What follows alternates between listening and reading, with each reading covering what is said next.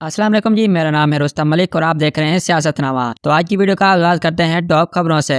इमरान रियाज खान ने ट्वीट किया है, क्या नवाज शरीफ उम्रे की अदायगी के बाद पाकिस्तान वापस आएंगे या फिर दोबारा लंदन लौट जाएंगे। अब इतना करीब आए हैं तो चक्कर ही लगा जाएं और देखें कि इनके भाई ने इनसे भी ज्यादा तबाही किस शोबा स्पीड से फेरी है। जुनैद सलीम कहते हैं, हुकूमत ने बड़े बड़े कारोबार ऐसे बंद करवाए हैं जैसे MQM माजी में दुकानें बंद कराया करती थी।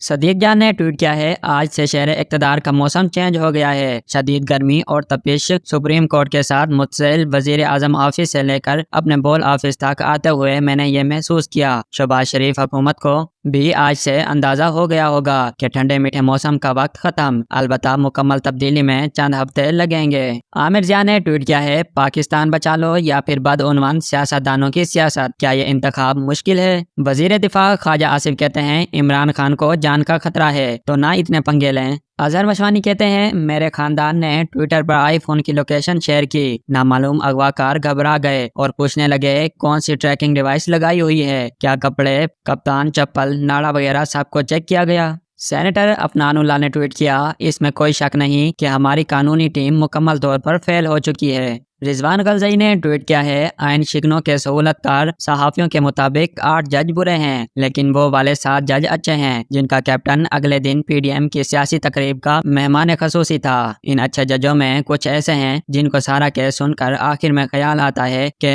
हमें बेंच का हिस्सा नहीं होना चाहिए और कई बगैर केस सुने फैसले जारी कर देते हैं। शाहीन सोबाई ने ट्वीट किया है, ये क्या बदमाशी है, खुली बदमाशी और बगैरती पर उतर आए हैं। सबके सामने खुली गाड़ियों में मीडिया वालों को उठाकर ले जाते हैं, कैमरों के सामने वकीलों के घर पर बम फेंक रहे हैं और हुकूमत और पुलिस सब सो रहे हैं। सिर्फ इमरान खान का खौफ इनको अपनी मौत की तरह नजर आ रहा है और पागल हो गए हैं। मुल्क में अमन देने वाले पुलिस, फौजी और इनके अफसर क्या सत्तू पीकर सो गए हैं? क्या बाकी अफवाज के अफसर, हवाई और बहरिया वाले सिर्फ खामोश तमाशाई बने रहेंगे? मुल्क को एक तमाशा और कचरे का कुआं बना दिया है। क्या पाकिस्तान में डाकूराज ही चलेगा? हबीब अकरम ने ट्वीट किया है, ये हमारी अदालतों को क्या हो गया है कि 5 साल पहले होने वाले निकाह की बाकायदा समाअत कर रही है और वो भी किसी नामालूम मुद्दई की दरखास्त पर, जो निकाह का फरीक है न गवाह। इस तरह की समाअतों से निकाह करने वालों को कोई फर्क नहीं पड़ेगा, अलबत्ता हमारा कानूनी निज़ाम मजाक जरूर बन जाएगा।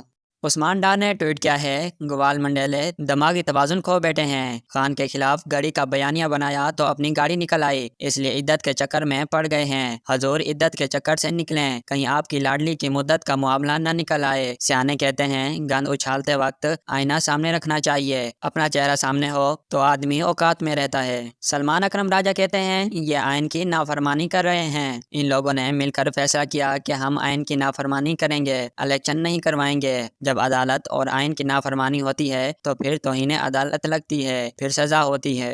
परवेज रशीद ने ट्वीट किया है, चीफ जस्टिस की जानिब से हम ख्याल बेंच की तश्कील और इख्तलाफ राय रखने वाले जजों को बेंच से बाहर रखना चीफ जस्टिस फराहम करने की उम्दा मिसाल है जिस पर वो तनकीद नहीं तारीफ के मुस्तहिक हैं।